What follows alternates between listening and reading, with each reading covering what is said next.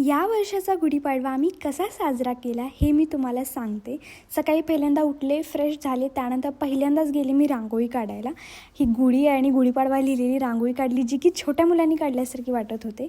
त्यानंतर गुढी उभा केली, त्याची पूजा वगैरे केली, त्याच्या साईडला पण रांगोळी काढून घेतली मी। सकाळी पहिलं तर मी ड्रेस घातला होता, कारण की साडीमध्ये ह्या सगळ्या गोष्टी करायला खूप डिफिकल्ट होतं। म्हटलं गुढी उभा केल्या म्हटल्यावरती लागलीच त्याला थोडासा काहीतरी प्रसाद बनवावा, त्यासाठी मग मी खीर बनवली होती शेवयाची। मग ते लगेच दाखवलं आम्ही, पूजा वगैरे करून घेतली, गुढी पण सगळी व्यवस्थित उभा राहिली होती। त्यानंतर मी आरामशी साडी घातली, नंतर आम्ही आमच्यासाठी नाश्ता बनवायला लागलो। मग पुन्हा मी खीरच बनवणार होते शेवयाची, ती बनवून घेतली। म्हणजे दूध पण होतं, ते संपवायचं होतं। आणि थोडासा व्हिडिओ आज लेट मी पोस्ट करते, कारण की काल आम्ही गावाला गेलो होतो, ते तुम्हाला नेक्स्ट व्हिडिओमध्ये बघायला मिळालंच।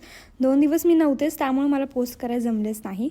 त्यानंतर तिथून पुढं घरातली कामं आवरायला लागलो। काय झाले घराला काय माहीत नाही, पण मुंग्या लागायला लागल्या होत्या तांबड्यावाल्या, त्यामुळे पटकन बेड वगैरे झाडून घेतला मी। थोडा खडू पण मारून घेतला रूममध्ये, म्हणजे पुन्हा आणि मुंग्या व्हायला नको जास्त म्हणून।